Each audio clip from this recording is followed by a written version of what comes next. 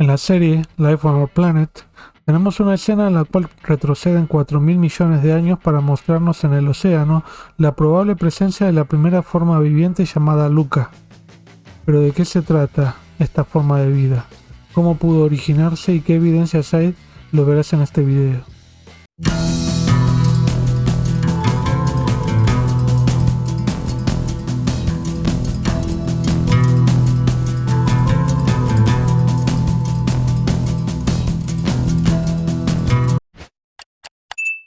Luca es una sigla en inglés que se lee Last Universal Common Ancestor, o en castellano Último Antecesor Común Universal, con las siglas en castellano WACU, como el programa Waku Waku.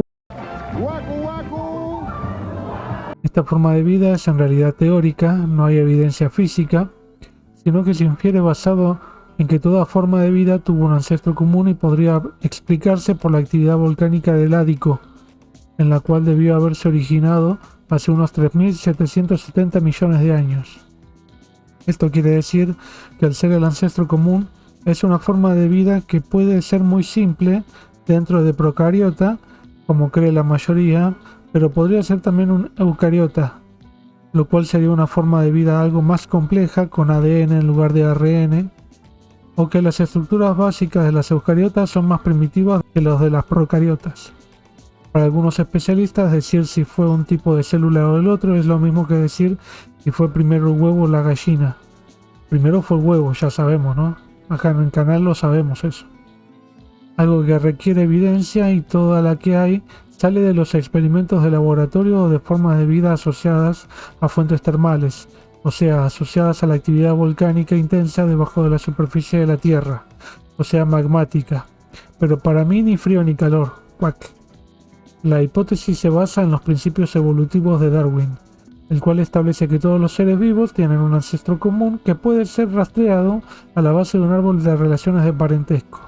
Por tanto, que este organismo sea el ancestro común de todos los seres vivos no implica que sea el único que vivió en su época, sino la forma de vida más lejanamente emparentada a nuestro ancestro común inmediato dentro de los mamíferos, por ejemplo. Los reinos reconocidos hasta este momento son Arquea, Bacteria y Eucaria, y la forma de vida ancestral más lejanamente emparentada se supone que debería estar en la base de alguno de estos tres reinos. Se ha propuesto que sería una bacteria y que Arquea se originó de una bacteria, mientras que Eucaria se originó de la fusión de una arquea con una bacteria, o podría ser el ancestro común de estos tres reinos y ser un virus en lugar de una célula animal o vegetal, y por lo tanto que tiene ARN en lugar de ADN para reproducirse. Todos estos modelos son muy problemáticos y requieren conocer en detalle cómo actúan las proteínas, cómo fue la primera proteína del ancestro común para reconocer sus interacciones y reacciones.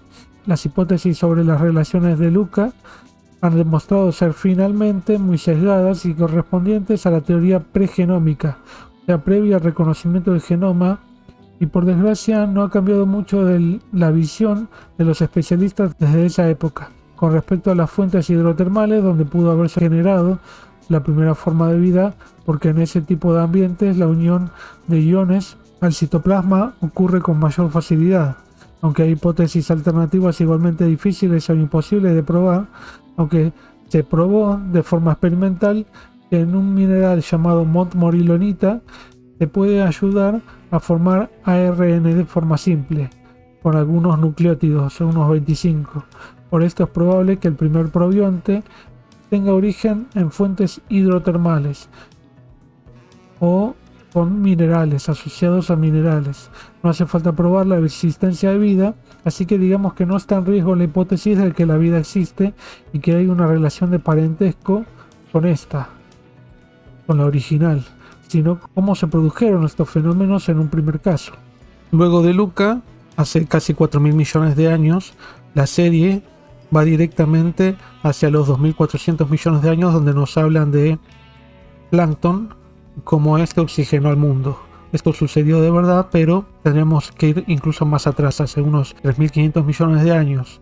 Hay lo que se conoce como astromatolitos en Australia, que tienen esa edad, en Shark Bay, que son microalgas que depositan capa sobre capa de calcio y se pueden ver como estructuras dómicas en las costas.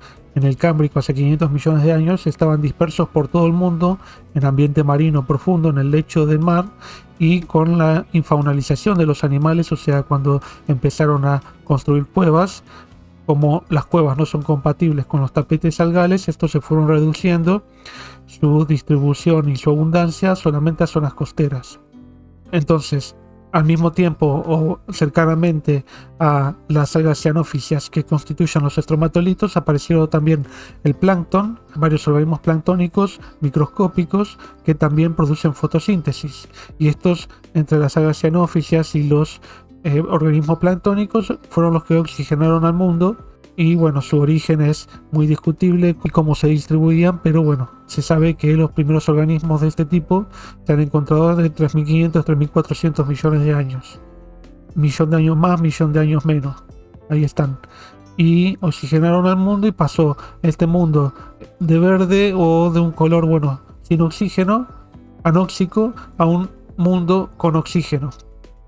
Esto llevó a que los organismos anaeróbicos, o sea, no adaptados a la vida con oxígeno, se extinguieran mayormente, casi todos, quedan algunos, como sabemos, que viven en estas zonas sin oxígeno, como las bacterias y otros organismos, y posteriormente los organismos que vivían con metabolismo de oxígeno se expandieron en su diversidad porque, bueno, evidentemente al haber más oxígeno pudieron cada vez predominar más en el mundo, pero bueno, pasaron, como vemos, miles de millones de años hasta que los primeros organismos, hace 500 millones de años y después hace más de 300 millones de años, pudieron salir a la superficie del continente, que estaba suficientemente oxigenado y había suficiente ambiente, suficientes recursos como para salir a la superficie. En unas escenas de Life on Our Planet, en el Cámbrico, de más de 500 millones de años, vemos un trilobite caminando en una zona de arrecifes y luego aparece un Anomalocaris. ¿Pero qué era este animal? ¿Por qué era tan raro? ¿Qué se sabe de este animal? Lo verás en este video. El Anomalocaris era un artrópodo del Cámbrico de unos 520 millones de años, encontrado con gran cantidad de especímenes en el yacimiento de la Columbia Británica, Canadá, Burgess Shale, descubierta y explorada en detalle, al igual que estudiada en un principio por Charles Dolittle Walcott a comienzos del siglo XX. Hay un fantástico libro sobre esta fauna de Burgess Shale llamado La vida maravillosa, escrita por el fallecido especialista en trilobites y uno de los autores de la hipótesis evolutiva de equilibrios puntuados, Stephen Jay Gould. Les recomiendo leer este libro. Los restos de este artrópodo fueron hallados por separado a distintas partes de su cuerpo y luego se descubrió que pertenecían a un mismo animal, ya que la boca fue interpretada como una medusa que se llamó Peitoia, un segundo apéndice identificado como de un artrópodo Sydnesia, y el cuerpo interpretado como de un equinodermo holoturoideo llamado Lagania. Sin embargo, posteriormente se encontraron restos más completos, incluyendo la boca y el cuerpo, y se pensó que era una quimera entre los géneros Peitoia y Lagania. En 1979, el análisis de las distintas partes del cuerpo y especímenes asociados de estas partes fueron reconocidas como pertenecientes a un solo género gracias a los estudios de Whittington y Briggs. La confusión sobre su anatomía y clasificación no termina ahí, ya que se nombraron varias especies de Anomalocaris, pero luego fueron reconocidas como pertenecientes a otro género. Todos estos problemas son entendibles cuando tenemos a un animal tan raro que no tiene comparación con nada de lo que vemos en la actualidad, con ojos supuestamente compuestos, un apéndice anterior móvil, unos lóbulos laterales que serían móviles, dando una forma corporal muy extraña, de un tamaño máximo probable de unos 38 centímetros de largo. Con respecto a su capacidad predatoria, es lo que se cree que era, un superdepredador, un predador tope de la cadena alimenticia, y que atraparía trilobites con su apéndice frontal compuesto por 14 segmentos, con la mayoría de ellos provistos de una espina ventral y otras dos adyacentes más pequeñas, y lo destrozaría con la boca, y ayudado por este apéndice, a pesar de que los trilobites tienen capacidad de enrollar su cuerpo debido a que tienen segmentos separados en el cuerpo como si fuera un bicho bolita actual. Hay trazas de mordidas en trilobites y de que algún animal lo habría predado, encontrando ciertas similitudes anatómicas con la mordida que pudo haber tenido Anomalocaris. Sin embargo, algunos investigadores estudiaron este año las probables capacidades predatorias de Anomalocaris. También a fines de los 90 lo estudiaron y llegaron a conclusiones similares sobre las capacidades predatorias de Anomalocaris sobre el trilobites, y concluyeron que los apéndices anteriores no habrían sido lo suficientemente fuertes como para destrozar el duro exoesqueleto de estos trilobites. Por lo tanto, en lugar de durófagos, que implica destrozar exoesqueleto duro como el de trilobite, que lo dije recién, en realidad habría comido animales con cuerpo blando. Como siempre les digo, hay evidencia a favor y en contra, y esto no está definido para nada en este caso. Que haya una hipótesis en contra de la capacidad de la Anomalocaris de predar trilobites no quiere decir que sea la verdad, sino que hay que encontrar la forma de falsearla. Y hay mucho que no se conoce sobre las comunidades cámbricas, que son muy importantes de conocer, pero lo que hay son restos casi aplastados en la roca, impresiones o restos corporales fragmentarios, y es lo que puede llegar a nuestros días. Por tanto, es probable que lo que nos dicen en el iPhone Our Planet haya sucedido, o sea que al atrapar un trilobite no lo haya podido comer cuando éste se enrollara y lo liberaba, pero es incierto, mucho más incierta que muchas otras cosas que hablamos en el canal, como los dinosaurios, y que la forma corporal de la Anomalocaris sea esa que nos muestran incluso. Tal vez será bastante diferente. En un capítulo del iPhone Our Planet, dos principales grupos de cefalópodos aparecen, dos nautiloideos y un ammonoideo, aunque vemos también algunos pulpos actuales, que aunque no son mostrados en la serie, hay registros del Mesozoico de este grupo, por lo que en este video veremos características fundamentales de estos cefalópodos que representan los mayores representantes de los mares desde el Paleozoico y Mesozoico, nautiloideos que aún están presentes en los mares. Con respecto al Cameroceras trentonensis, es desconocido el tamaño que alcanzaría, pero tal vez sería de unos 6 metros de largo, aunque hay algunos trabajos que indican unos 9 metros de largo, por lo que no puedo cuestionar demasiado esto en la serie que dice de unos 8 metros de largo. Lo que sí puedo cuestionar es que Cameroceras y los demás nautiloideos eran cefalópodos de ambiente marino profundo. Sin embargo, los vemos en su escena junto con un pez arandáspido que habitaba ambientes marinos someros, así que no se puede decir que hayan cohabitado. El Cameroceras pudo haber comido moluscos de caparazón duro, así como artrópodos como trilobites o cefalópodos con su aparato mandibular llamado rádula o pico en el caso de los cefalópodos, que es este tipo de estructura, que es una placa con unos dentículos prominentes en forma de dientes, que le sirve para triturar distintos tipos de comida, de alimento, como se muestra en la serie. Por otro lado, este género se trata en realidad de un género dentro de una bolsa de gatos, que quiere decir que se usa coloquialmente para denominar en general este tipo de nautiloideos ortocónicos de gran tamaño, junto con otros géneros similares. El Nautilus, que nos muestran refugiándose en el fondo marino sobreviviente a la extinción de la que hablan acá, entre el Ordovícico y el Devónico, se trata en realidad de una extinción ordovícico-silúrica. No hablan nada del silúrico, pasan directamente al Devónico con los peces, y entre medio, o sea, ordovícico y silúrico, hubo una gran extinción, pero no se saben las causas. No es claro que haya sido por una gran glaciación como dicen en la serie. Incluso hay hipótesis de que pudo haber sido una supernova, pudo haber sido producida por la separación de los continentes o deriva continental parcial, porque bueno, todavía los continentes estaban unidos, u otras razones que todavía no se conocen bien. Pero bueno, acá en la serie nos dicen directamente el enfriamiento global como causa de una gran glaciación. En esta extinción se perdieron grupos como los ortocerátidos, de los cuales hablamos acá, que son estos cefalópodos de conchilla recta, y además se extinguieron alrededor de más del 85% de la vida en el planeta, que era mayormente marina. Unas 100 familias se perdieron.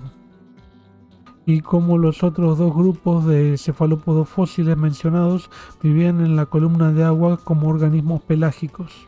El tipo de conchilla de estos cefalópodos nautiloideos principalmente es aragonítica, porcelánica, Como se muestra en la serie, los amonoideos eran cefalópodos con tentáculos cortos, más cortos que un pulpo, y los usaba para propulsarse junto con el sifúnculo que nos ha mostrado en la serie, que es una especie de tubo que atraviesa los septos perpendiculares a estos que son tabiques que cierran cámaras individuales de casi todo el cuerpo, excepto la parte más anterior, que está conformada por los tejidos blandos del cuerpo del amonoideo, que usan también estos sifúnculos, que es este tubo que recorre todo el cuerpo, todas las cámaras internas del cuerpo del amonoideo, y lo usan para propulsarse, así que podrían haberlo utilizado tanto como propulsión, como para defensa, como el ataque de este Dunkleosteus. Básicamente, los cefalópodos estos se escapaban del peligro y se propulsaban mediante pedos, ¿no? Este grupo se reconoce a nivel taxonómico por la presencia de estas suturas internas de los tabiques que separan las cámaras de aire del cuerpo, que les permiten flotar, y son diferentes a nivel familia y reciben diversidad de nombres de acuerdo a su patrón, además de las características del tipo de enrollamiento hacia adentro o hacia afuera del ombligo que está en el medio, o cuántas vueltas también da ese enroscamiento.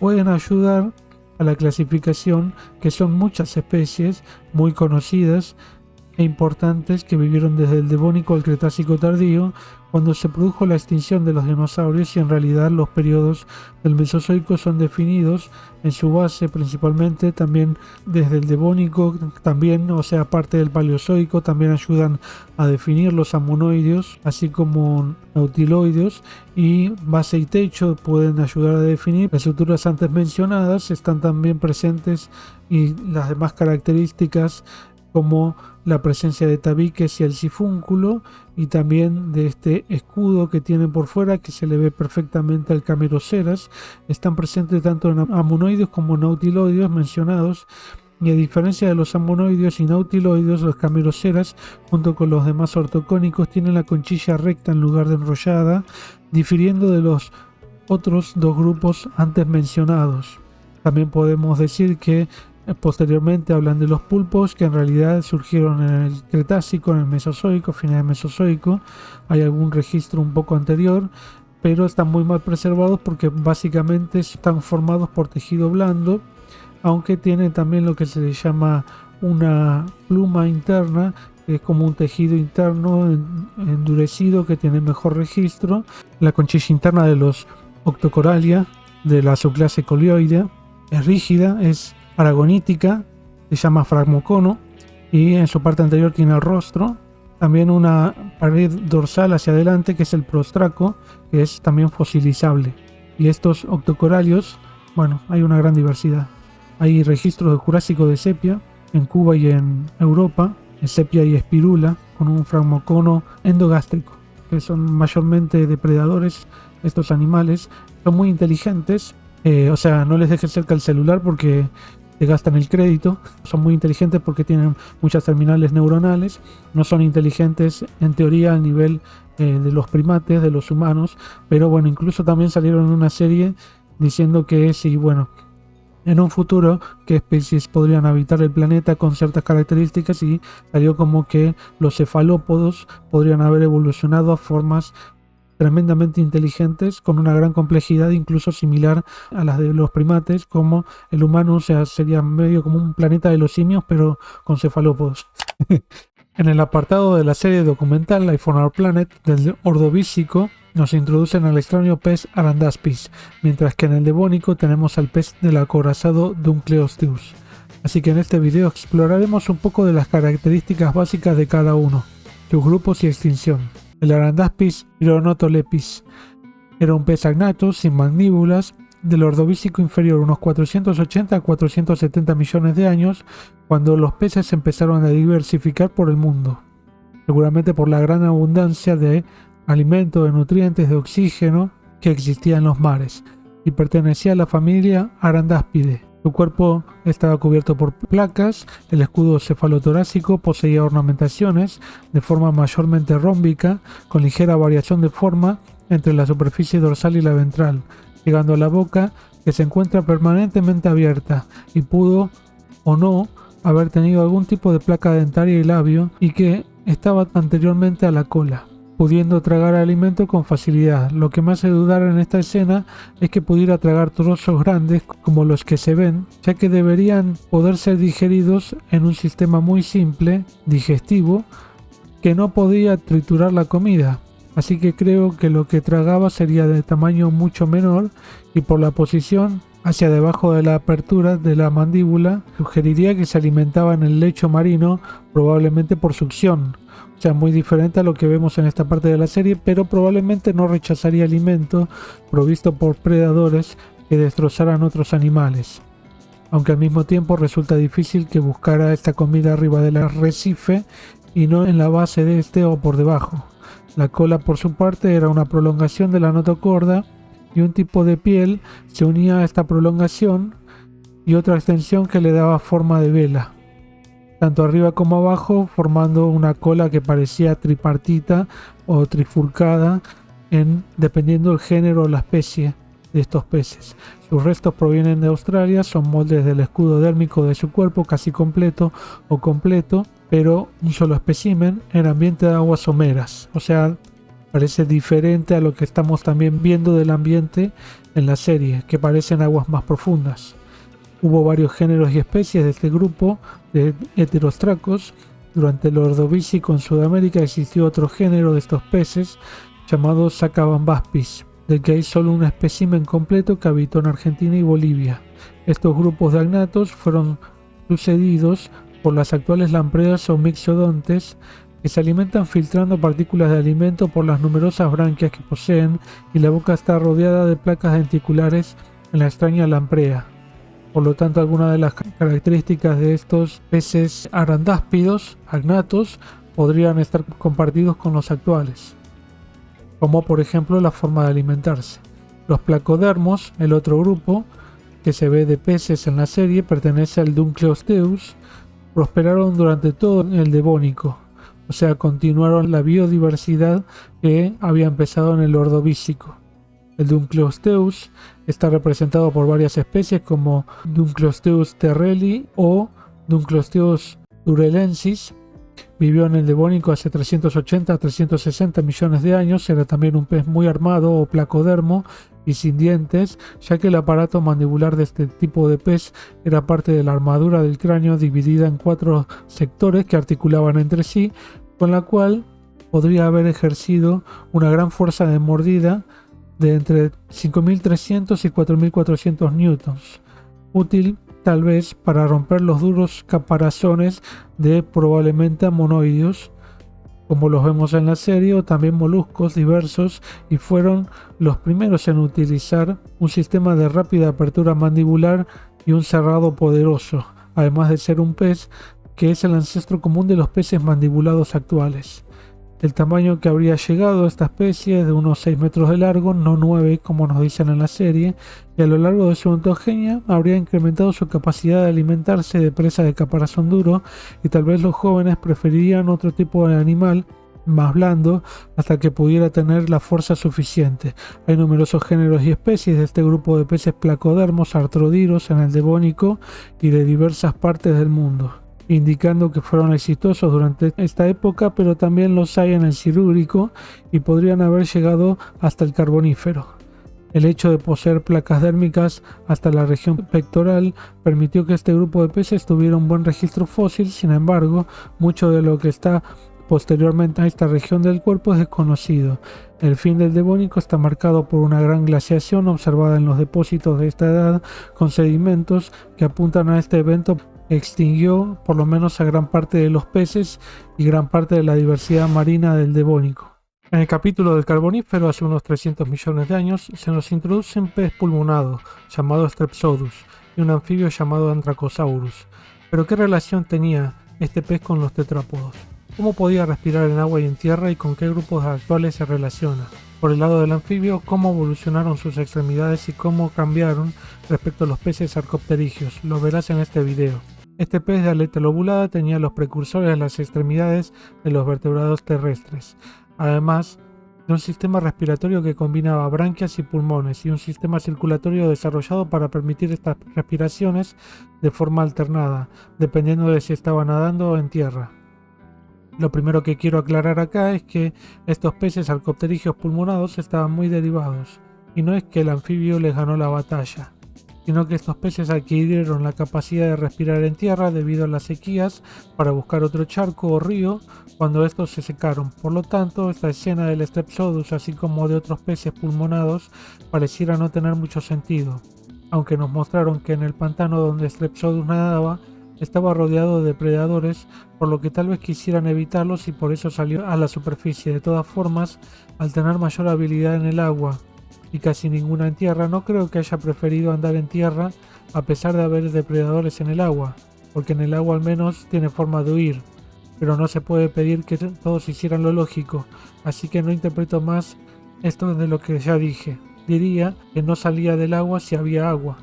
Los peces pulmonados arcopterigios tienen pulmones y branquias que se activan y desactivan, por así decirlo, por una serie de válvulas, en las cuales, si se encuentran en el agua, los pulmones colapsan y el sistema circulatorio manda sangre a las alrededor de 3 branquias que tienen, ya que las demás se perdieron con respecto a sus ancestros en peces dipnudos actuales, y como no sabemos bien cómo eran en peces como Strepsodus y sus parientes, voy a decir en forma básica cómo son en los dipnudos actuales, en los que las branquias tienen opérculos y filamentos branquiales dispuestos en un patrón semicircular hacia atrás del cuerpo del animal, por lo que al tomar el agua por la boca para respirar, el agua pasa hacia atrás, mientras la sangre a temperatura corporal circula en dirección opuesta, produciendo un intercambio gaseoso por las delgadas membranas de las branquias, y así se produce la respiración. Mientras que al salir a la superficie, la sangre hacia las branquias se ve interrumpida y ésta se dirige hacia los pulmones primitivos y un corazón pobremente dividido y de forma espiral para separar la sangre carbooxigenada y de la oxigenada. La primera viene del cuerpo por las venas y el segundo va hacia el cuerpo desde el corazón.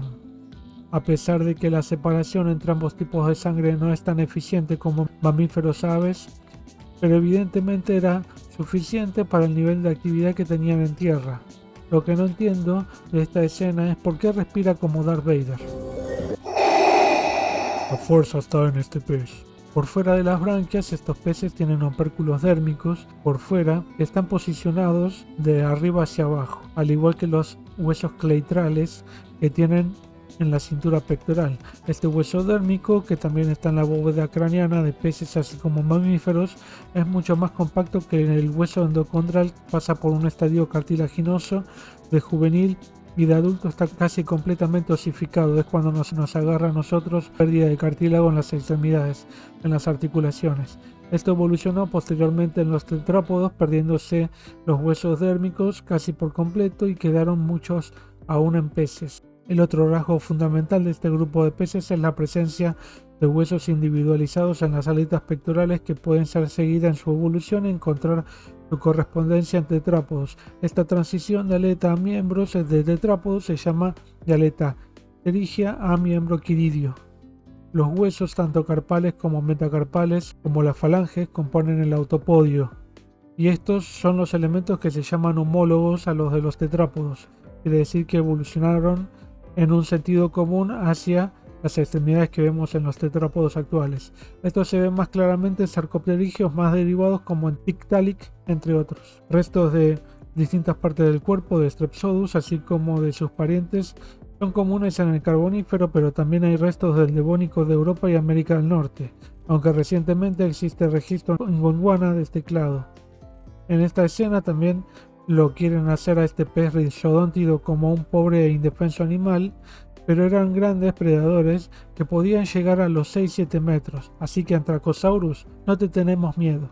Por el lado del anfibio antracosaurio, como nos muestran en la serie, hay restos de distintas partes del cuerpo de este grupo, principalmente en Norteamérica y Nueva Escocia. Se tratan en realidad de reptiliomorfos, esto es, anfibios muy cercanos al grado reptiliano, y que en realidad los reptiles ya existían en el Carbonífero, como vimos en el video anterior.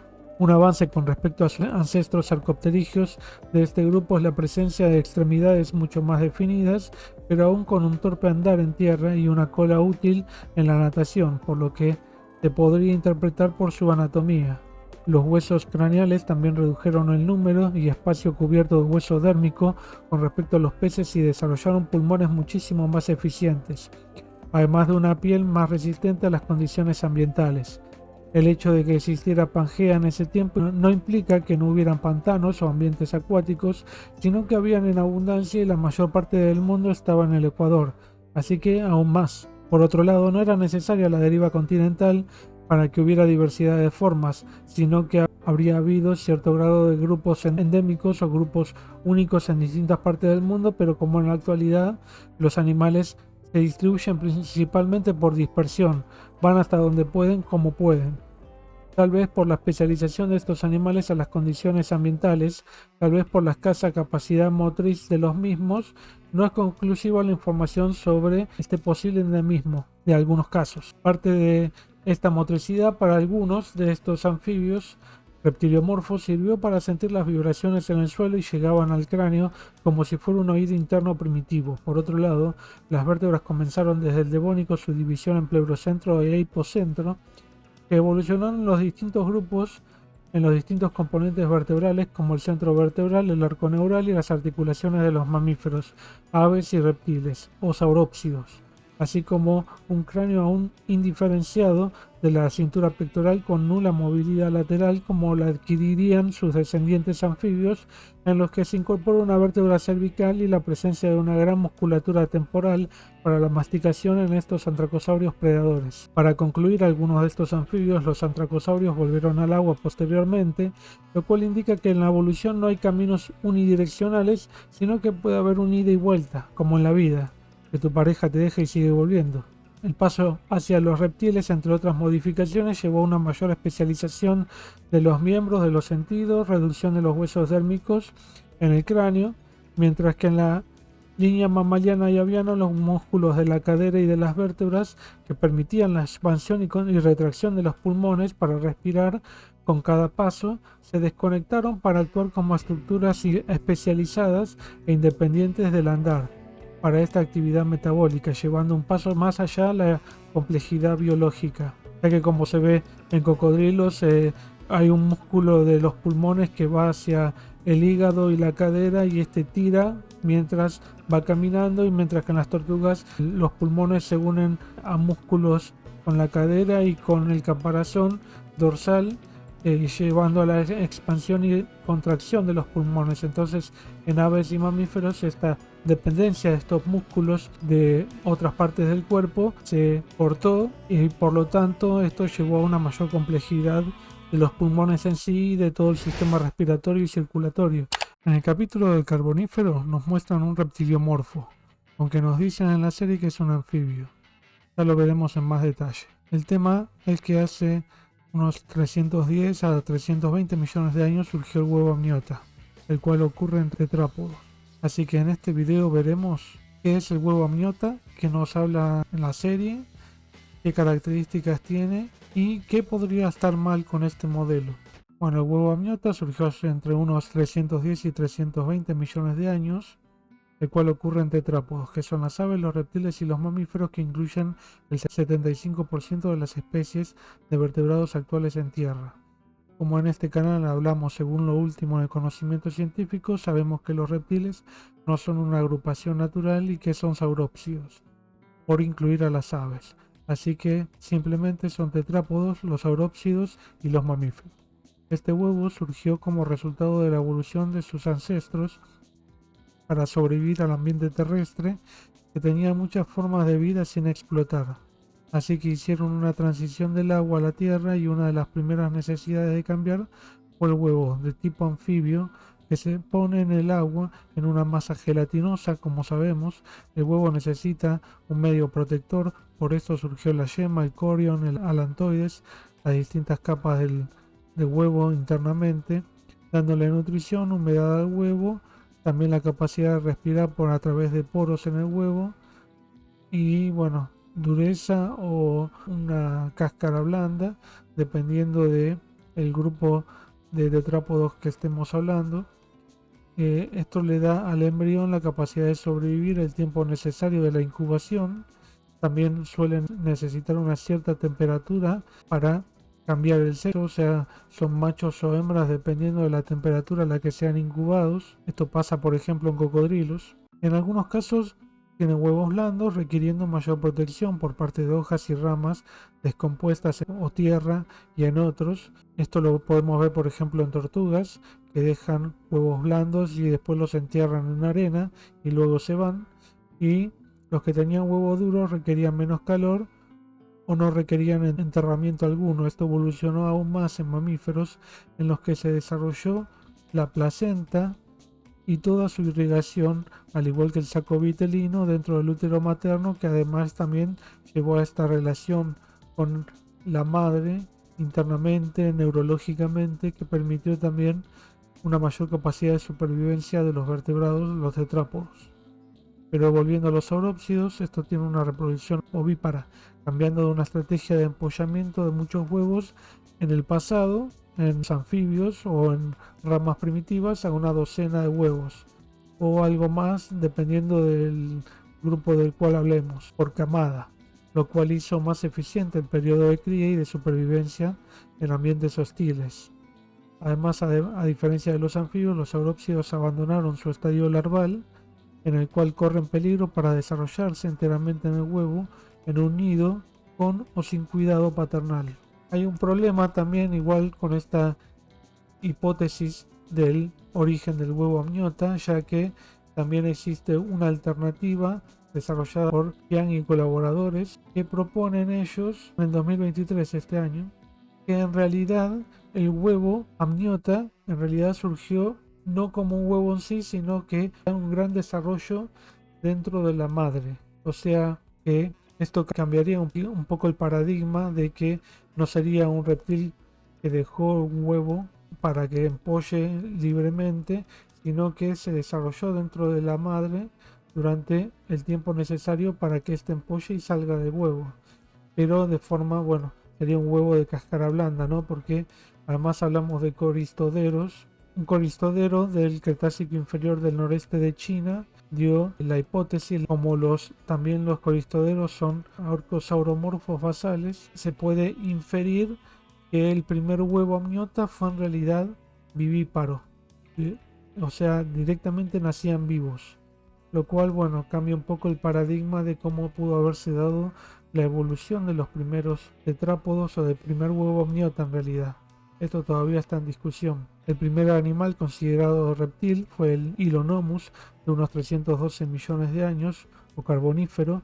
Se trata de un reptil de 18 centímetros y proviene de Canadá, Nueva Escocia, formación Joggins. Los restos de este reptil, que incluyen varias decenas de esqueletos, fueron hallados dentro de los troncos de lepidodendrales, o sea, del grupo de los helechos o licofitas, habiéndose probablemente refugiado en estos troncos y quedaron atrapados dentro, ya que en el pasado este tipo de helechos tenían una corteza hueca y como al pudrirse el tronco cae, deja una abertura al exterior, y al caer una lagartija de reducido tamaño dentro del tronco no puede salir, por lo que muere de hambre, y posteriormente fueron rellenados esos troncos de fango producto de las inundaciones. Aunque también está la hipótesis alternativa, que es que el Hylonomus haya sido un reptil arborícola, pero bueno, podría haberse dado por las mismas razones, que se cayó adentro del hueco del árbol podrido. Bueno, en la nueva serie Life on Our Planet vemos una secuencia en donde está el Inostrancevia, un depredador gorgonópsido del Pérmico, en donde caza al Scutosaurus.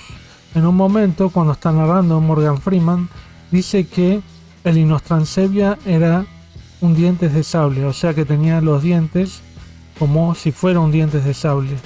Es muy común afirmar que por tener caninos grandes, alargados, estamos hablando de este tipo adaptativo.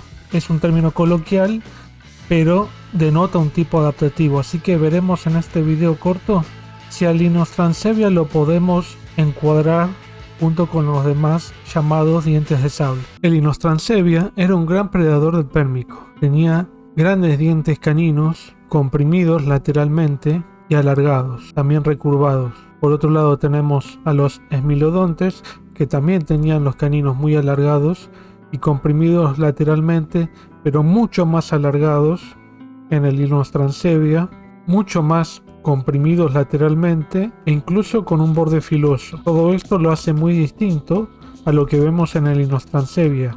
ya que se piensa que estos caninos, a pesar de tener el Smilodon una gran fuerza, unos músculos muy potentes temporales, uniendo la región temporal con la mandíbula, estos dientes habrían podido ser también algo débiles, frágiles, como para producir una mordida mortal lo suficientemente fuerte sin necesitar ayuda del cuello.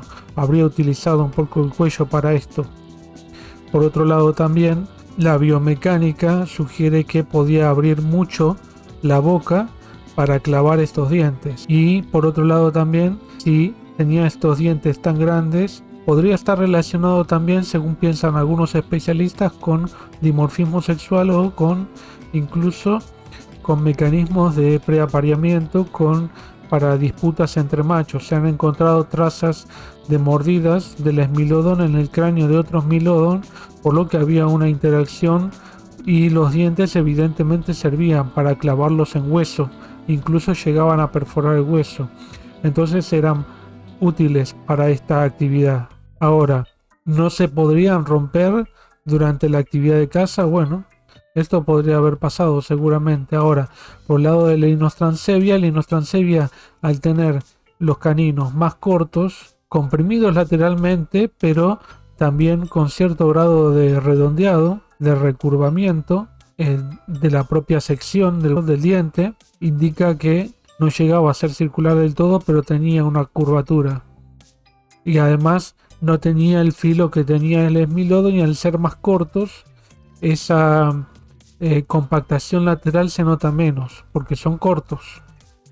Entonces, evidentemente, podría haber servido estos dientes para morder a la presa, pero evidentemente llegaban menos profundo, y tal vez tenían que usar más fuerza para llegar más profundo dentro del cuello, si es que lo usaban para morder el cuello de la presa, como el Scutosaurus, como la vemos en Life on Our Planet.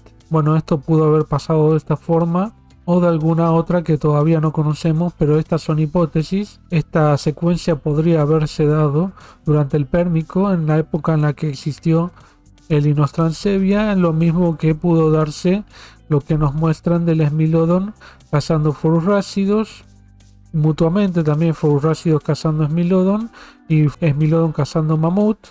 Entonces, el término dientes de sable no se puede aplicar para todos los depredadores que tengan caninos alargados, sino también que tenemos que ver la morfología, la biomecánica, cómo funcionaban estos dientes al predar a su presa, valga la redundancia, y cuál era el rol adaptativo de esos dientes. La morfología, el rol adaptativo principalmente.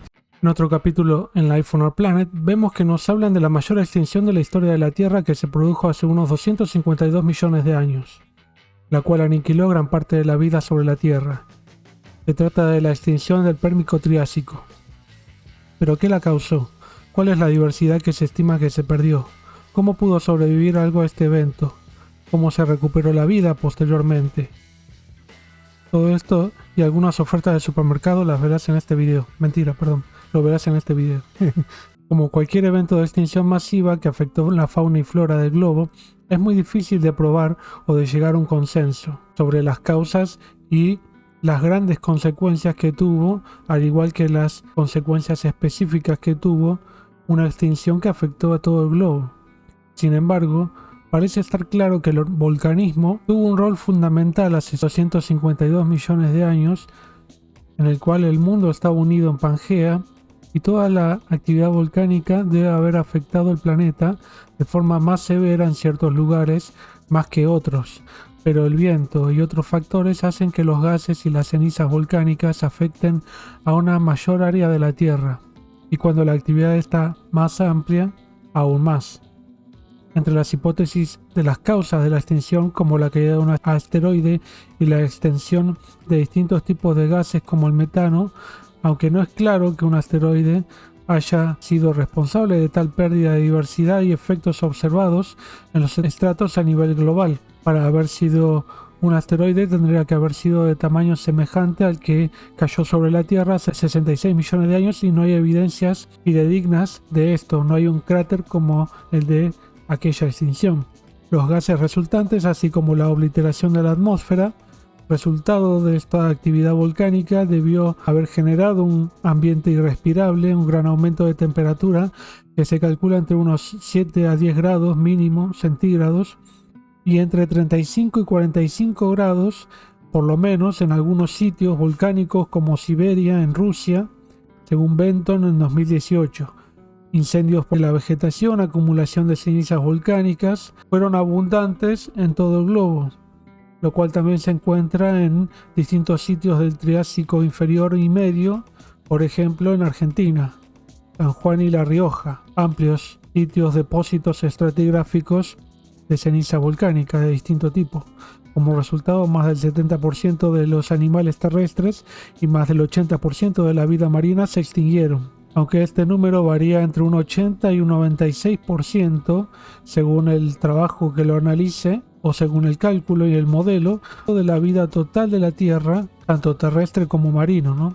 Diversos estudios han reconocido la presencia de gases de efecto invernadero reflejados en la huella isotópica del carbono, que indica su acumulación en paleosuelos, como Joachimski y colaboradores en el 2022, Gu y colaboradores en el 2023, más precisamente esta huella de carbono de dióxido de carbono, aunque un volcán libera una diversidad de gases, entre ellos también el del sulfuro, tan irrespirables como el dióxido de carbono. Este se acumula en la atmósfera y puede generar la lluvia ácida como la reflejan en la serie documental, aunque esto no puede ser visto actualmente como fue el efecto de estas erupciones, más que en los niveles estratigráficos. O sea, la lluvia ácida es difícil o imposible de ver en los niveles estratigráficos. Estos gases en la atmósfera interactúan químicamente con los gases que ya estaban en la atmósfera, que la atmósfera está compuesta de gases, como el ozono, que es oxígeno 3.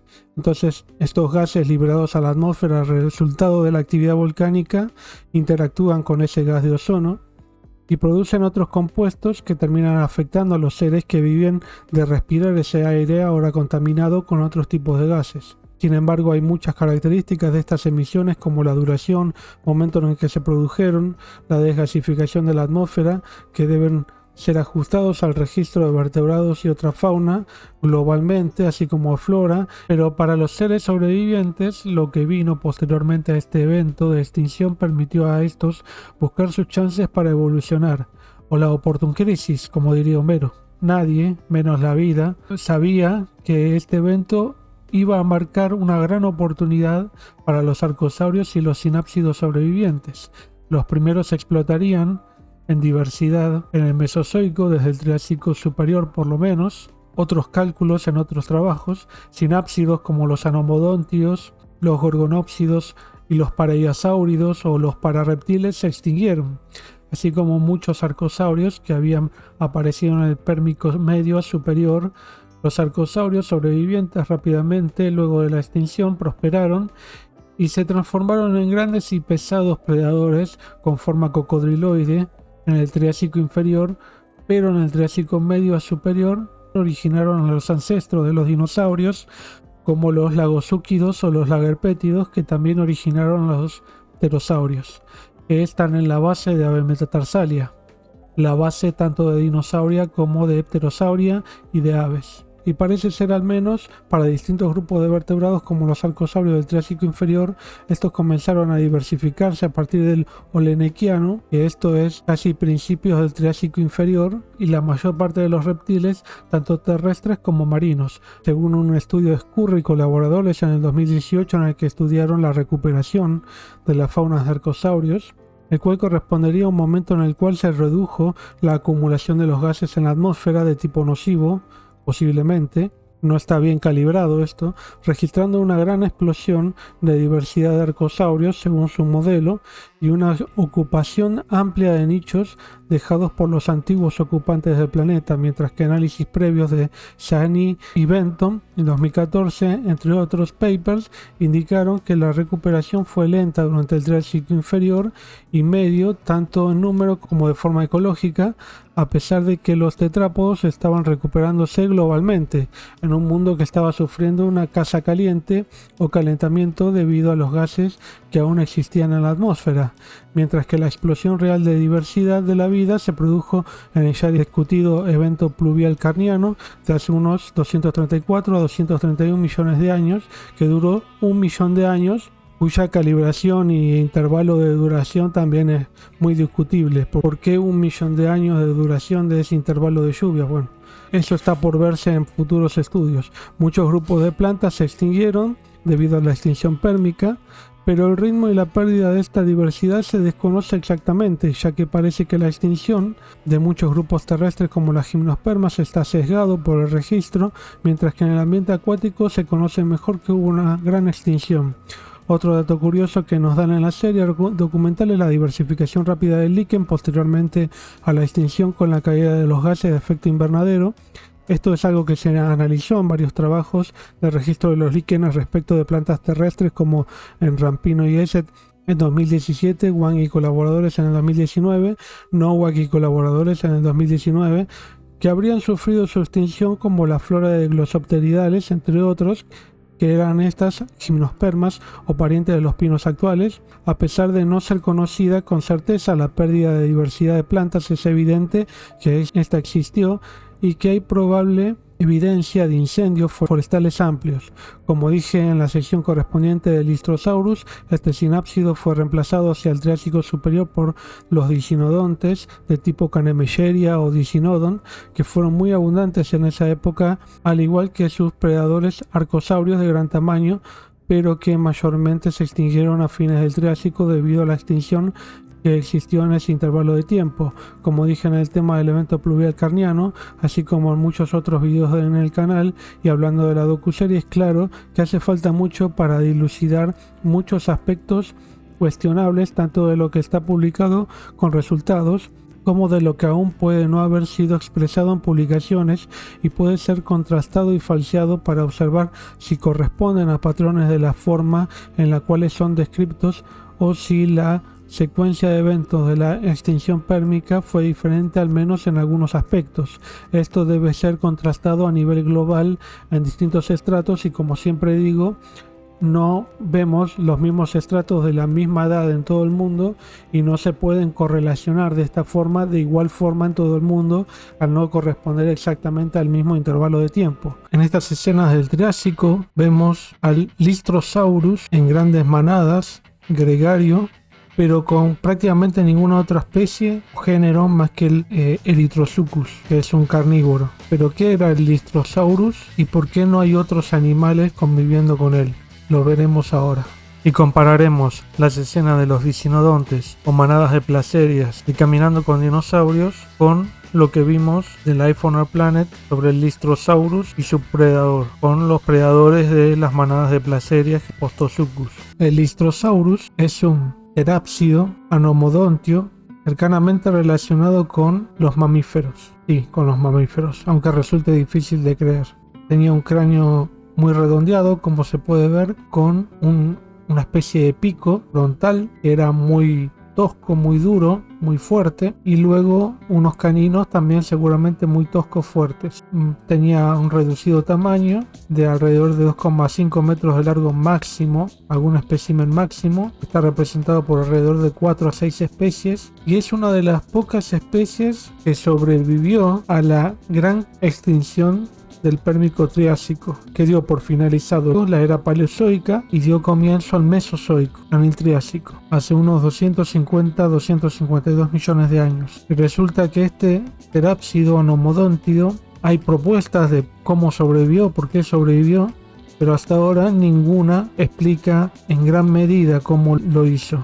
Hay una hipótesis principal que señala que gracias a las cuevas que construía, muy probablemente porque tenía miembros anteriores muy robustos y habría tenido la fuerza suficiente para excavar cuevas, y tal vez habría hibernado, lo que le habría facilitado sobrevivir a malísimas condiciones ambientales de fines del Pérmico, principios del Triásico. Y bueno, salió un día, se estiró de su cueva tirando las patas y vio que todo lo que conocía ya no existía. Bueno, podríamos pensar lo mismo de muchísimos otros animales que construyen cuevas pero que no sobrevivieron el Pérmico Triásico. Si vamos al caso de construir cuevas, también hay algunos dinosaurios no avianos que construían cuevas, sin embargo no sobrevivieron a la gran extinción. Bueno, finalmente esto puede ser algo azaroso. Esta especie, este género tuvo suerte, te podría decir. Bueno, posteriormente al Pérmico, como la mayor parte de las especies sobre el planeta se extinguieron, pudo tener un gran éxito, desarrollar grandes poblaciones en gran parte del mundo. Hay registros de esta especie tanto en Sudáfrica como en la India, como en la Antártida, como en China, Mongolia. Y en Sudáfrica, principalmente en la formación de Karoo, en la cuenca de Karoo, hay grandes acumulaciones de esqueletos completos y articulados del Lystrosaurus, y son del Triásico. Y sin embargo del Pérmico hay cráneos y algunos huesos postcraneales desarticulados y aislados. Entonces, ¿por qué había esta diversidad del Triásico pero no del Pérmico? Bueno, se supone que hubo una gran cantidad de especímenes de individuos que se congregaron en un lugar para morir. Entonces, de esa forma fueron de alguna forma enterrados rápidamente, porque había ambiente de depositación, habían ríos, lagos, lagunas que seguramente desbordaban en época de abundancia de agua. Entonces los fueron sepultando y bueno, sobrevivieron hasta la actualidad sus restos. Eso es lo que se supone de por qué están articulados y completos. Bueno, ¿por qué estaban tan distribuidos? Como sabemos, existía Pangea en esa época, por lo cual las grandes conexiones de masas terrestres permitían que los animales puedan migrar pasando de un continente al otro sin ninguna barrera geográfica. Por ejemplo, pasar de Europa a América del Norte, o de África a Sudamérica, o incluso de cualquier parte del hemisferio norte al hemisferio sur, básicamente. Y de, como digo, de la parte este del mundo a la parte oeste, y del oeste al este, porque el clima también era mucho más uniforme. Bueno, pero finalmente el Lystrosaurus no sobrevivió por mucho tiempo más posteriormente en el Triásico. Se extinguió en el Triásico temprano. ¿Por qué se habría extinguido en el Triásico temprano y no se extinguió en el Pérmico Triásico? Bueno, eso pueden haber muchos factores que se desconocen y podría estar relacionado, no sé, a alguna vegetación que comía que ya no existía, no se adaptó, cambiaron condiciones ambientales que requería para sobrevivir. Es difícil de dilucidar y no hay información. Ahora, estas grandes agrupaciones de individuos en la actualidad, que forman estos grandes estratos de espesores de muchos metros, incluso kilómetros, llevaron a la creación de zonas, de biozonas de Lystrosaurus. O sea, cuando encontrás un fósil asociado a niveles donde se encontraron Lystrosaurus, vas a decir que encontré tal fósil, por ejemplo, de un arcosaurio basal, como incluso como el Erythrosuchus que aparece en esta sección del documental, de la docuserie. Vas a decir, bueno, apareció en la biozona del Lystrosaurus. ¿Por qué? Bueno, porque pertenece a los niveles donde se encontró Lystrosaurus, y sabemos que el Lystrosaurus está muy restringido en edad. Sabemos que, bueno, el Triásico sobrevivió hasta el Triásico inferior y sobrepasó el Pérmico. Pero podemos datar la diferencia, sabemos dónde está el límite Pérmico-Triásico, y sabemos, por ejemplo, podemos decir que si el Erythrosuchus está posteriormente al límite Permotriásico, entonces podemos decir que ese Erythrosuchus era del Triásico temprano, de la biozona del Lystrosaurus. Bueno, esto es muy interesante. Para mí esto, como siempre les digo, lo más interesante de la paleontología es poder reconstruir algunos aspectos ecológicos de la vida en el pasado. En este caso del Lystrosaurus, que sobrevivió al límite Pérmico-Triásico de la gran extinción, que desapareció más del 80% de la vida, y el Lystrosaurus correspondía a más del 90% de la abundancia de vertebrados continentales terrestres. O sea que era más de 3/4 de los animales en tierra eran solamente Lystrosaurus. Esto no volvió a pasar nunca más en la historia de la Tierra, y bueno, sigue siendo un enigma. Erythrosuchus es el arcosauriforme que aparece en esta parte del video, en la cual se come al Lystrosaurus. yo veo de una forma demasiado facilista, ¿no? El Lystrosaurus estaba pasando por ahí, el Erythrosuchus estaba también ahí, caminando los dos lentamente, y de golpe lo muerde y se lo morfa, se lo come. Bueno, no sé. No me gusta mucho tan drástica la forma de comérselo al Lystrosaurus. Más allá de esto, como dije, el Erythrosuchus era un arcosauriforme, a diferencia del Lystrosaurus, que era un terápsido y sinodonte, y el Erythrosuchus vivió un tiempo junto con este Lystrosaurus, como bien se lo plantea en esta parte de la docuserie, en el grupo Karoo de Sudáfrica, en el Triásico inferior. Posteriormente al Erythrosuchus surgió otras faunas tarcosauriformes que lo reemplazaron en su rol de depredador tope de la cadena alimenticia. El cráneo era bastante robusto, como se lo puede ver, bastante pesado, mucho menos fenestrado que en los terópodos, en muchos grupos de dinosaurios, y bueno, tenía dientes grandes. No se puede saber por ahora, no es claro si tenía un labio o tejido extraoral por alrededor de los dientes, como se plantea en el Tyrannosaurus, pero tal vez lo tuvo. Es probable que no. Nada hace pensar que el Lystrosaurus estuviera tan confiado ante posibles predadores como Erythrosuchus. Es algo que puede pasar con algunos animales en la actualidad, pero no se sabe para nada. Tampoco que hayan sido los dodos de su época, como lo dice el locutor, por lo que nos quieren decir que como el dodo era tan manso, nunca había visto tampoco al hombre hasta que este llegó a la isla Mauricio, era fácil de cazar y por lo tanto se extinguieron. Pero también se extinguieron porque ratas comían los huevos, las ratas de los barcos en las que venían los españoles en los barcos, los conquistadores, así como también perros que, bueno, también por ahí achuraban a algunos dodos. Nada indica que esto fuera así directamente.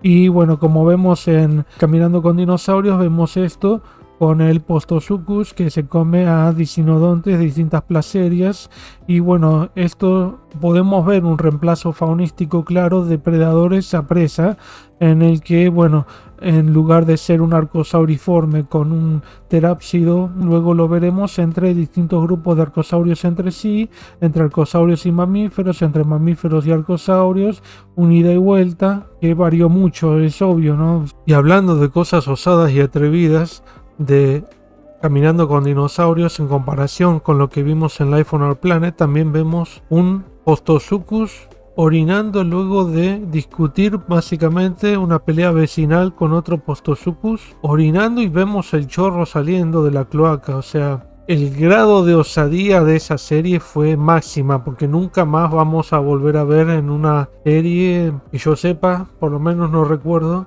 ni un dinosaurio, ni un arcosaurio, ni un sinápsido orinando, haciendo popó, y prácticamente nunca más pariendo tampoco, porque no vuelve a pasar ni en Life on Our Planet.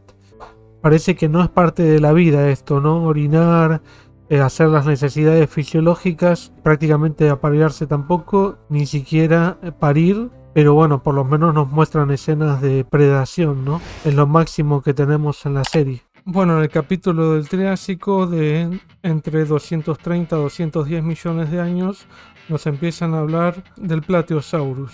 Pero también antes vemos que nos explican cuál fue el evento que les permitió a los primeros dinosaurios poder dominar, o que llevó a un cambio en el mundo. Ese cambio les permitió a la nueva fauna y flora desarrollarse en el mundo y permitir su predominio de nuevos grupos. Bueno, pero ¿fue esto así? ¿Qué evidencias hay de esto? ¿Cuál fue este episodio? Y lo verás en este video.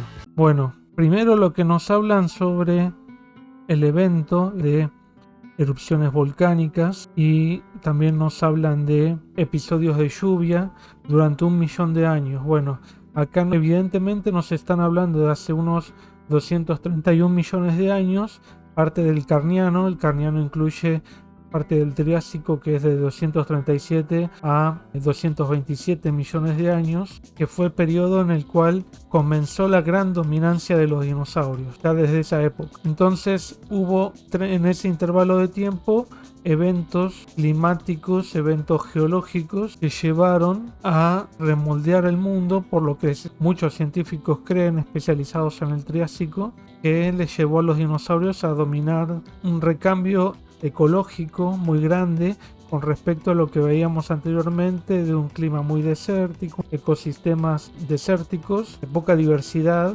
Pero acá también es un poco sesgada esta parte porque, bueno, la diversidad también se debió en parte, bueno, obviamente la división de Pangea permitió una gran diferenciación de ecosistemas, ya que esto llevó a que se orienten de forma distinta de acuerdo a el ecuador y a los polos, permitiendo cambios de clima, o sea, climas más cálidos hacia el ecuador y bajando un poco la temperatura hacia climas más lejos del ecuador. Nunca clima polar frío como vemos en la actualidad, por ejemplo en la Antártida o en Groenlandia, pero sí menores temperaturas que en la actualidad, y además el Carniano está marcado por un cambio de temperatura global a tipos de temperaturas mucho más cálidas y húmedas que lo que veíamos previamente en el Pérmico, por ejemplo, o Triásico inferior, cuando hablamos del Lystrosaurus y del Erythrosuchus, y luego de las manadas de Placeria y el Postosuchus. Posteriormente, las probables erupciones que llevaron a estos cambios ambientales, posiblemente grandes depósitos de azufre y de distintos gases, y durante 1.000.000 de años. Pero bueno, estas erupciones se les llaman de los basaltos de Wrangellia, pero tanto su edad, o sea, la calibración de edad por isótopos de argón, que es como se mide la descomposición isotópica de algunos elementos, lleva a decirnos que es difícil estimar la edad de este evento en particular, y si fue que duró 1.000.000 de años el propio cambio climático producido por lluvias. Tampoco ves en las rocas en sí un episodio pluvial como se propone, pero sí se ve en ciertas rocas cambios tanto en la fauna marina como en la fauna terrestre. Está marcado por grandes eventos de extinción. Esto, aunque resulte raro de entender, es grandes volúmenes de precipitaciones, lo que va a llevar es también a que animales y plantas se extingan porque están adaptados a las condiciones previas, no a estas. Aunque sea más beneficioso para muchos animales y plantas en la actualidad que hayan lluvias abundantes, no es la mejor condición para animales y plantas no adaptadas a estas lluvias. Como sabemos, bueno, hay plantas que tienen una gran reserva de líquidos de agua que es propia de la planta, y bueno, entonces no necesitan más agua. Si se mojan demasiado se mueren también. Bueno, lo mismo pasó en esa época en el pasado. Y luego también, bueno, hay una mayor dominancia de los arrecifes por el aumento de la humedad y los climas cálidos en el agua. O sea, también llevó una mayor precipitación de los carbonatos que permiten también la formación de estos arrecifes y de otras estructuras calcíticas o calcáreas. Y también en tierra empezó un aumento de ciertas faunas, por ejemplo de reptiles, ¿no? Reptiles, principalmente arcosaurios y sinápsidos distintos a los que veíamos antes en el Triásico inferior y en el Pérmico. Este también fue un gran evento de extinción. Es muy difícil de probar, incluso, bueno, hay algunos sitios, algunos países en el mundo en donde se hicieron correlaciones, se estudió la fauna, se hicieron análisis de muchas proxy, o sea, de muchos animales y plantas y microfauna, micropaleontología, animales microscópicos y de invertebrados, los cuales sugieren este cambio y que existió este evento pluvial, por ejemplo, en Argentina, en Villa Unión, en San Juan.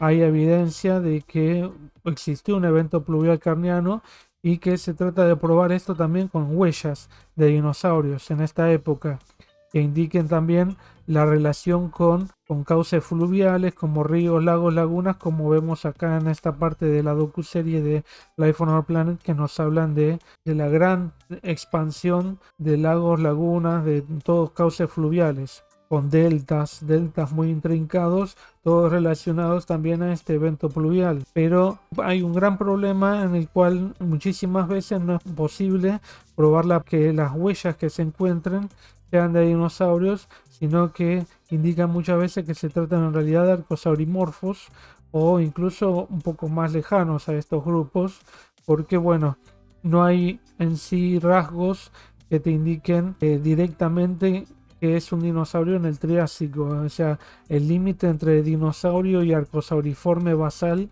es muy delgado ahí. Puede ser incluso un Lagosuchus o un Lagerpétido, que tenían huellas muy similares a las que tienen posteriormente los dinosaurios, y en esa época los dinosaurios recién empezaban a predominar. Bueno, entonces a través de las huellas es muy difícil. Las correlaciones tenés que hacer correlaciones a nivel internacional, a nivel mundial, y no hay en todo el mundo correlaciones con multiproxies, con muchas aproximaciones a partir de múltiples fuentes de evidencia, ya sea por isótopos, con la fauna, la flora presente en el mundo. Tienen que juntarse muchos especialistas y que estén de acuerdo. Además tenés que hacer dataciones a nivel del mundo.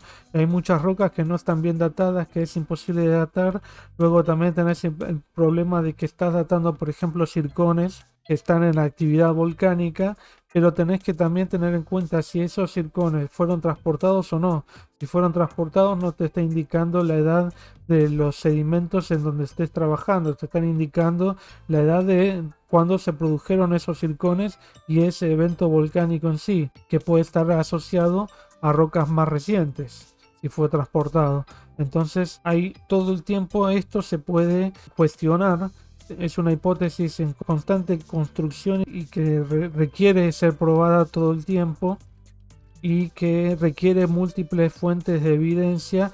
No es tan claro como la extinción del Cretácico, en la cual vemos estas capas de iridio, de arcilla con iridio, pero que es un metal acumulado que no se debería acumular naturalmente por causas diferentes a una caída de un asteroide, y lo vemos a nivel mundial. Y además esas rocas son datadas, y este evento pluvial carniano en realidad es un evento que se propuso en los 80. Todavía requiere muchísimo desarrollo saber cómo fue, si está realmente asociado con los eventos volcánicos o si está relacionado con algunas otras razones independientes, o si esos eventos volcánicos fueron muy anteriores o muy posteriores al propio evento pluvial, porque puede haber existido este evento pluvial y no está relacionado con la actividad volcánica propiamente dicha, o que la actividad volcánica propiamente dicha sea un evento local que haya pasado en algunos países y no en otros, y lo mismo con el evento pluvial, que esté relacionado a ciertas regiones geográficas en las cuales existió el evento pluvial carniano, pero no existió en otras regiones. Entonces hay que ver si fue un evento local del hemisferio sur, del hemisferio norte, o sea, Gondwana o la Eurasia, o si sucedió en todo el mundo, o en casi todo el mundo, y cuáles fueron exactamente los efectos de este evento pluvial carniano. En Life on Our Planet encontramos muchos errores de las reconstrucciones, tanto del cuerpo como del comportamiento de los seres vivos, pero es la docuserie más completa en cuanto a reflejo de eventos de la historia de la vida sobre la Tierra, de la actualidad que yo conozca, y con información muy valiosa que mucha gente no conoce. Así que en este video te cuento algunos detalles importantes que no mostraron en la serie.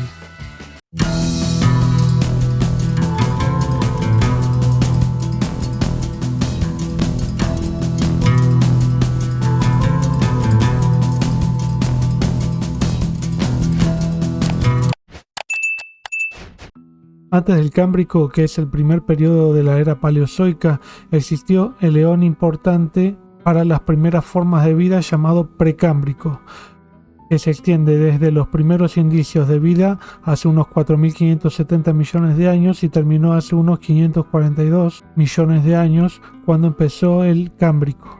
El Precámbrico incluye el Ádico, el Arcaico y el Proterozoico. Durante el Proterozoico se comenzó a fragmentar el anterior supercontinente Rodinia y comenzaron a evolucionar formas más complejas. Hay registros amplios que son muy importantes como indicadores de edad, un tipo de bacteria o alga llamado Cloidina, extensos registros de estromatolitos y acritarcos, así como poríferos son esponjas, pero también nidarios posteriores en el Cámbrico. Luego vino el periodo ediacariano, hace 630 a 542 millones de años, donde hay también mucha fauna sésil, o sea de fondo marino, fija. Por eso no lo mostraron en la docuserie, porque si no mostrarían todos animales que están fijos en el fondo, aunque algo mostraron también. Poco después de que un amplio sector del mundo se sumiera debajo de los casquetes polares. Hay también muchos organismos discoidales que han dejado su huella en el sedimento, por así decirlo, que tienen una forma corporal difícil de reconstruir, y además hay trazas fósiles de esta época, que incluso son difíciles de dilucidar si se tratan en algunos casos de cuerpos en lugar de trazas, ya que en la actualidad no hay nada parecido. Incluso más primitivos y anteriores a los peces, como Arandaspis o Dunkleosteus, que son peces del Ordovícico y el Devónico respectivamente, fueron los primeros cordados que tenían una notocorda o un primordio de la columna vertebral, que era solo un cordón nervioso en un cuerpo blando, en los cordados del Cámbrico inferior y medio de China y Canadá, como es el Picaya, la cual no fue siquiera mencionada. También, como dije, en la parte del origen de la vida en el Cámbrico, todo el mundo estaba cubierto en el fondo marino por matas algales, ya que había muy poca actividad infaunal de animales excavadores, y posteriormente, hasta fines del Paleozoico y principios del Mesozoico, hace unos 245 millones de años, el fondo marino fue reduciendo su extensión de matas algales y quedaron restringidas a las regiones costeras en la actualidad. Las matas algales y la actividad excavadora de los animales infaunales no son compatibles, por lo que no pueden convivir. Como te dijo tu ex, no sos vos, soy yo. También del Silúrico, 408 millones de años, es lo único que nos muestran. Es un artrópodo, un insecto terrestre. La terrestrialización de la fauna fue muy importante, un evento muy importante para la historia evolutiva de los seres vivos. Permitió explorar y tomar nuevos nichos ecológicos que antes eran todos estaban en el mar. Entonces después los vertebrados le siguieron a los insectos y también pudieron predominar en ese tipo de ambientes en una gran diversidad, en una gran variación de acuerdo al tipo de ambiente. Y además los insectos, bueno, siguen predominando.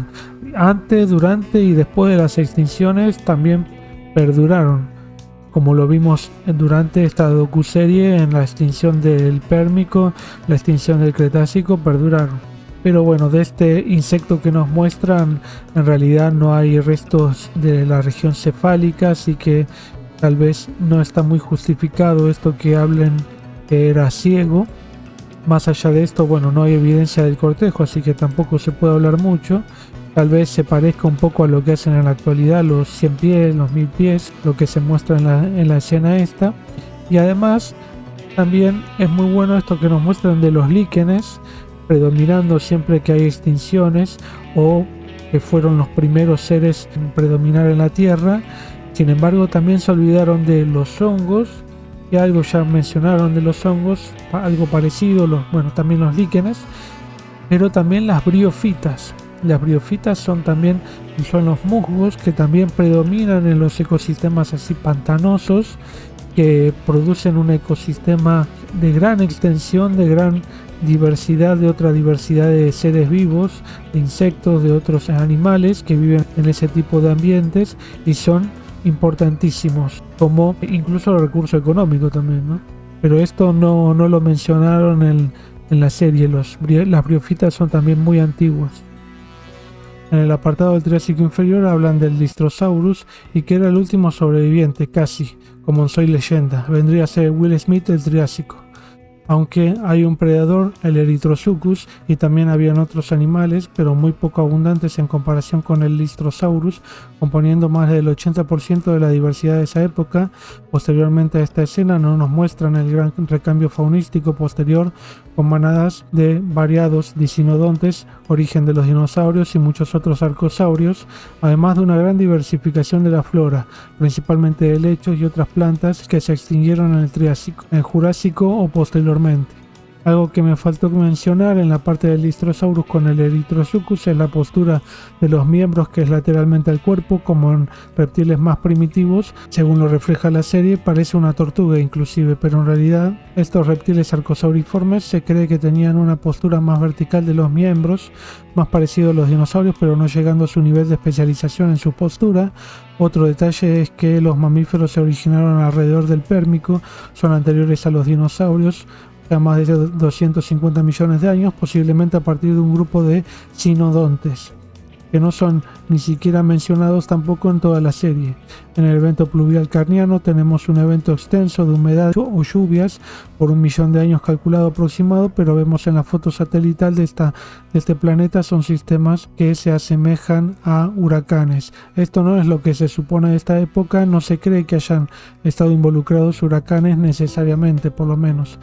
Después, cuando hablan del Plateosaurus en el Triásico Superior, ya menciona algunos errores de esta parte, principalmente en la postura del juvenil, y además que no es el primer dinosaurio que existió, pero después de esta escena pasamos directamente a los dinosaurios del Jurásico como Diplodocus y Allosaurus. Sin embargo, acá faltó mostrar un gran evento de extinción en el Triásico Jurásico, en el que se extinguieron muchos grupos de sinápsidos como muchos dicinodontes, muchos arcosauriformes predadores, los rauisúquidos, sobreviviendo muchos de los pterosaurios, dinosaurios y reptiles marinos, y otros como también grupos de plantas, aunque no tantas como de los animales. O sea, también desaparecieron incluso los ancestros de los dinosaurios y pterosaurios. Pero fue una de las 5 grandes extinciones masivas, posiblemente causadas por cambios ambientales, por calentamiento global, acidificación marina u otra causa no conocida del todo.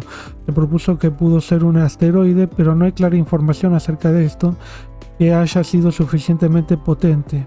Acá era una mención a los reptiles marinos y voladores, o sea, mosasaurios, plesiosaurios, pliosaurios, ictiosaurios, y de agua dulce son los talatosúquidos o los coristoderos, y los pterosaurios aparecieron en el Triásico también y evolucionaron como los dinosaurios en grandes diversidades de formas y tamaños hasta la extinción de estos a fines del Cretácico, muriendo junto con los dinosaurios no avianos y muchas aves también, obviamente. La única escena que comparten en toda la docuserie es cuando nos muestran un pliosaurio, no un plesiosaurio como dice el narrador, comiendo una tortuga que va a poner huevos, y luego pterosaurios comiendo las crías recién nacidas de las tortugas que van hacia el mar por primera vez. Los pterosaurios se tratan de los primeros vertebrados en adquirir el vuelo activo, o sea, aleteado, diversificándolo incluso en una gran variedad de formas, algo que las aves voladoras volverían a explotar incluso al mismo tiempo que los propios pterosaurios.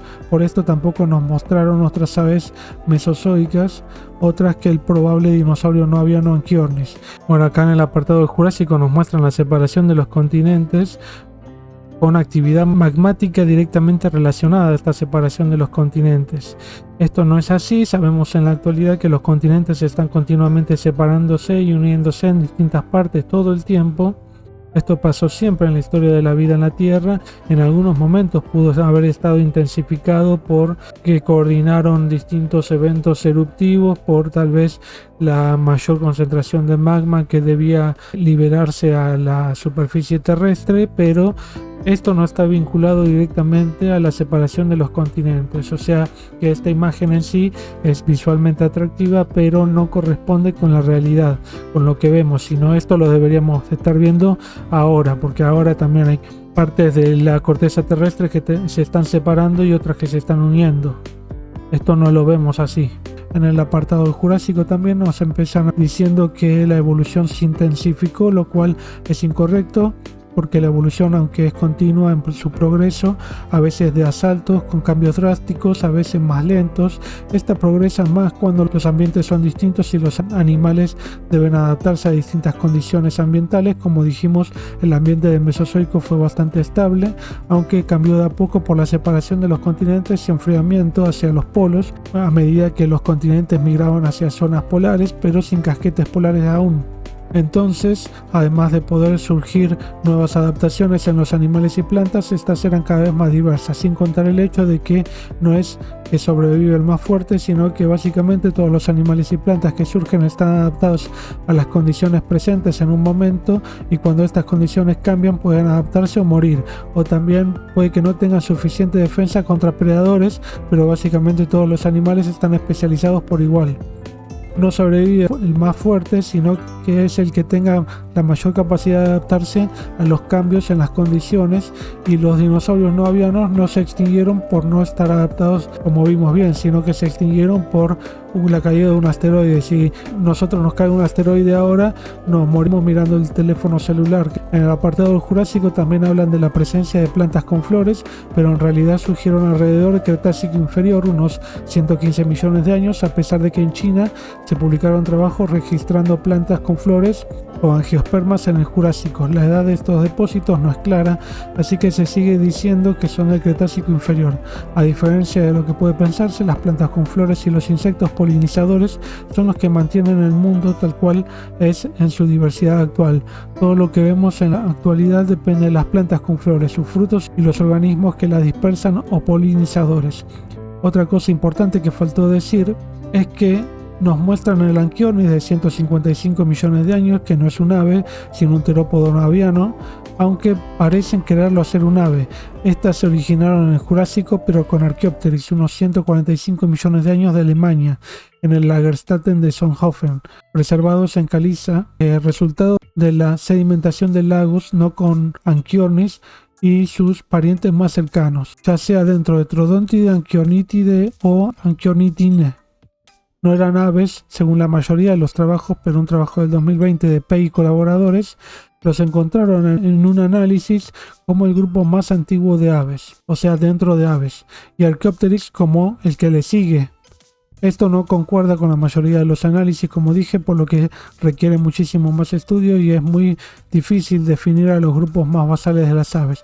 También hablan de los mamíferos a la sombra de los dinosaurios en todo el Mesozoico, y en realidad, además de que existieron mamíferos de tamaño de un perro mediano a grande en el Cretácico como Repenomamus y podría haber comido dinosaurios, la gran diversidad que alcanzaron estos animales de tamaño reducido y los nichos ecológicos que ocuparon en cuanto a los nichos de animales de reducido tamaño nunca más volvieron a ser ocupados, sin contar con que había una competencia feroz de estos pequeños mamíferos con dinosaurios pequeños, cocodrilos pequeños y otros animales de reducido tamaño, así que solo el hecho de ser pequeños no los benefició, sino que estaban especializados a estos hábitos y pudieron haber varias especies constructoras de cuevas y posiblemente cuidado parental, como muestran en la serie, y les permitió tener una base de diversidad que les permitió a la vez, al extinguirse los dinosaurios y los más inmediatos competidores como cocodrilos pequeños y dinosaurios pequeños, pudieron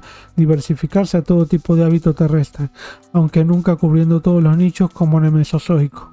Pasando al Cenozoico, hay muchas cosas que faltaron y muchas cosas interesantes. Durante el Eoceno, unos 50 millones de años, hubo un crecimiento de diversidad de mamíferos en general y mamíferos gigantes, como ya hablamos del Megacerops u otros incluso más grandes que también mencioné, mientras que a fines del Eoceno se produjo una gran glaciación nuevamente en la historia de la vida en la Tierra y se extinguieron muchos grupos. Hace unos 45 millones de años, además, la Antártida se separó de Sudamérica formando el pasaje de Drake o corriente circumpolar antártica, y hace unos 10 millones de años estaba considerablemente separada ya. Hace unos 14 o 12 millones de años, asociada a los procesos de levantamiento de los Andes, existía un mar interior que cubría toda Sudamérica y permitió el desarrollo de grandes faunas y floras adaptadas a estos ambientes nuevos. Esta entrada de mar comenzó a secarse en el Plioceno hace unos 3 millones de años y cambiar todo el ambiente. Hace casi 6 millones de años de Europa hubo lo que se llamó la crisis messiniana, nada que ver con Messi, que fue una sequía mundial que acabó con mucha diversidad de animales, además de que se prolongó esta glaciación. Y en el Plioceno, o sea, hace unos poco más de 3 millones de años, se formó el Istmo de Panamá, que permitió el intercambio de fauna de norte a sur a Sudamérica y a Norteamérica y viceversa, pero también hizo que el agua del Pacífico ya no pudiera pasar al Atlántico. Todo esto llevó a la formación de los casquetes polares y luego, a fines del Pleistoceno y principio del Holoceno, esta glaciación terminó y comenzó el mundo como lo conocemos en la actualidad.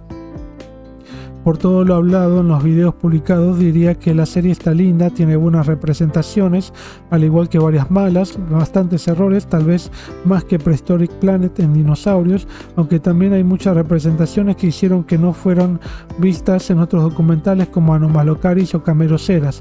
Al menos yo no los vi en otros documentales y estoy seguro que la representación de la mayor parte de ellos son bastante diferentes de la mayor parte de las docuseries en cuanto a su aspecto y comportamiento.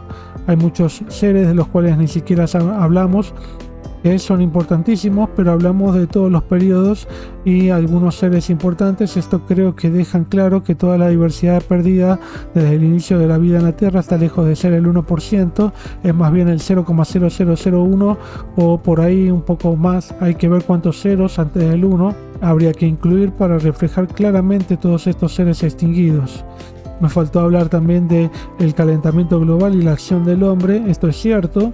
Hay muchísimos estudios que respaldan que el calentamiento global es producido por el hombre, así que es intensificado por la acción del hombre, también la presencia de muchos gases de efecto invernadero, del dióxido de carbono, por acción de las industrias. Incluso se quiere instaurar el antropoceno como un nuevo periodo geológico para trabajar con medidas contra el calentamiento global, y además también porque el hombre de esta forma también en su actividad industrial produce una acumulación muy grande de sedimentos y de mucha basura, muchas sustancias tóxicas que hacen también, bueno, matan muchísimos animales, muchísima flora, produce incendios, sequía, y esto pasa en todo el mundo, es algo global.